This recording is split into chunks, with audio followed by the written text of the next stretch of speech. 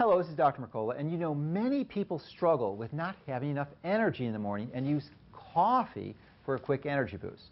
So let's talk about that for a few minutes. The reason they use coffee is because it contains caffeine, as do most sodas. Now, caffeine is in fact a drug. In fact, it's the most commonly used drug in the world. And I believe, as do many other experts, that when you rely on using a drug that only treats the symptoms, especially for the long term, it's likely that you're going to create more problems than you solve.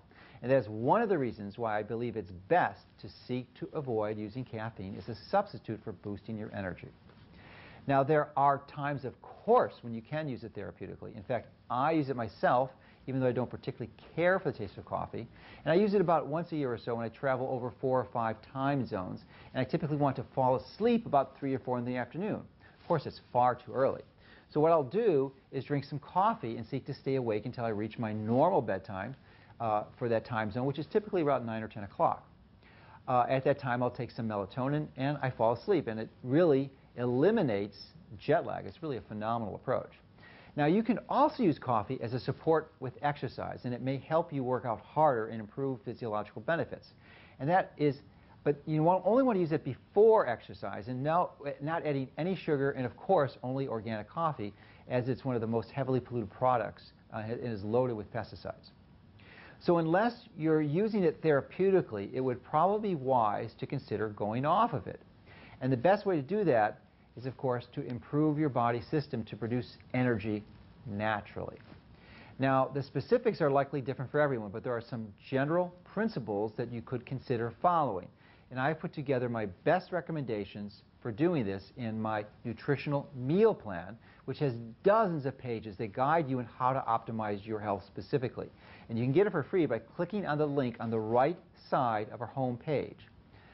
It's divided into 3 different sections, one for beginners, one for novices, and one for intermediates and advanced, so that you can start wherever you feel comfortable.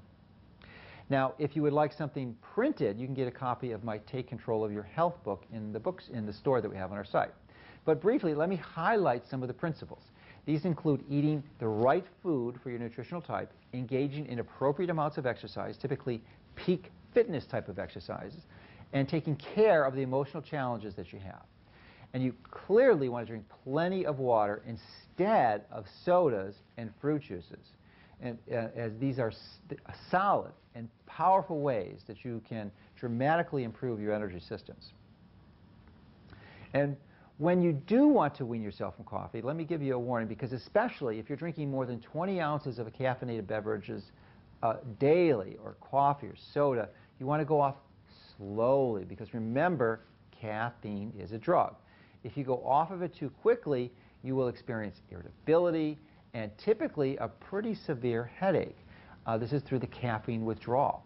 And you may want to decrease gradually to avoid this over a 3-week period, so you can wean yourself slowly off of the caffeine.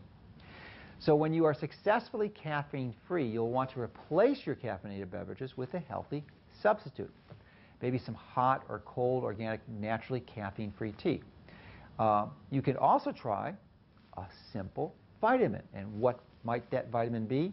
Well, interestingly, there's a supplement called vitamin B12, which works really quickly and is enormously useful for increasing your energy. Vitamin B12 plays a key role in the normal functioning of your brain and nervous system, and actually for the formation of your blood. When you're deficient in B12, your blood cells become very large and you develop what is called pernicious anemia. And now the B12 that you normally use is involved in the metabolism of every cell in your body. It especially affects your body's ability to synthesize and regulate DNA, and also helps produce or utilize fatty acids for energy production. Now, the reason this substitute of B12 for caffeine may work really well is that many people are deficient in it. And so I'd like to outline some groups who that are deficient, because you might fall into one of them. Now, it's important to understand that vitamin B12 is the largest vitamin that we know of, and because of its large size, it's very difficult to absorb orally, because physically it is the largest of all vitamins and does not passively diffuse from your gut into your bloodstream like most all vitamins and minerals do. So your body makes this very special protein in your stomach called intrinsic factor. And this intrinsic factor actually combines with vitamin B12. It slides down your gut into your intestines and is actually absorbed at the end of your small intestine or your terminal ileum. This intrinsic factor B12 complex is actively absorbed. So, and then from the absorption there, it goes right into your bloodstream. And without that intrinsic factor, when you swallow oral vitamin B12 supplements in a pill or even in your food, it just goes right out of you, right into your stool. You just don't absorb any of the B12.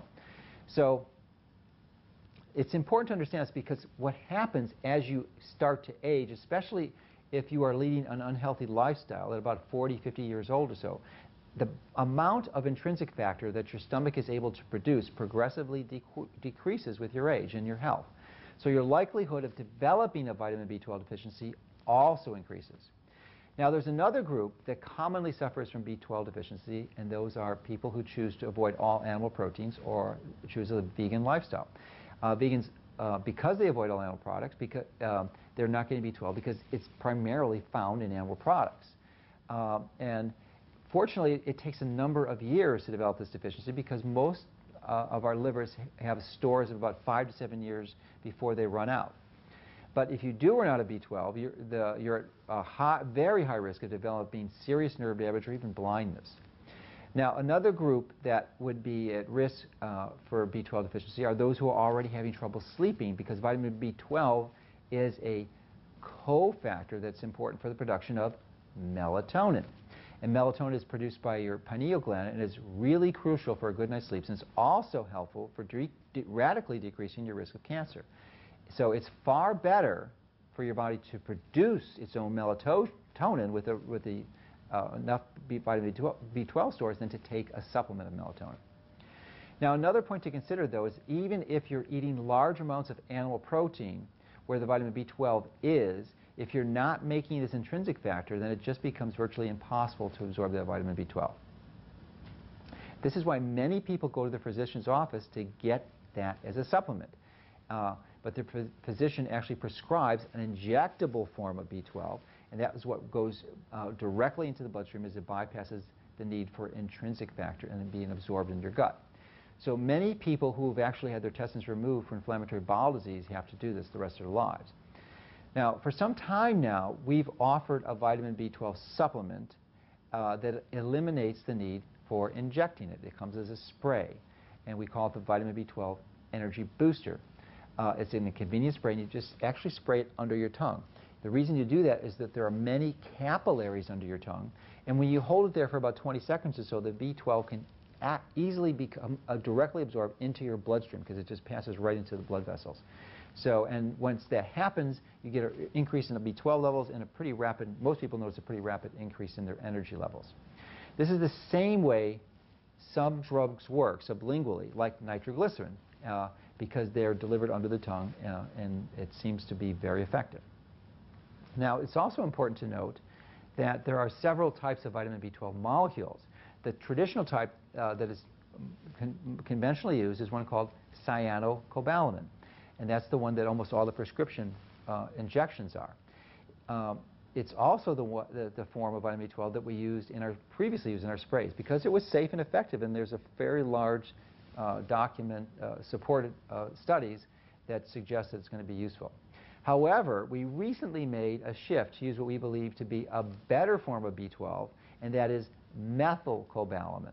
So if you struggle with the need for an energy boost, you can consider the use of vitamin B12 rather than coffee in the morning or for a quick energy boost in the afternoon. It's important to maximize your own body's internal resources to improve energy naturally, because when you address the foundational causes, you're decreasing and minimizing the risk for developing any type of chronic complications. So hopefully, this information is another useful and powerful tool to help you to continue to take control of your health.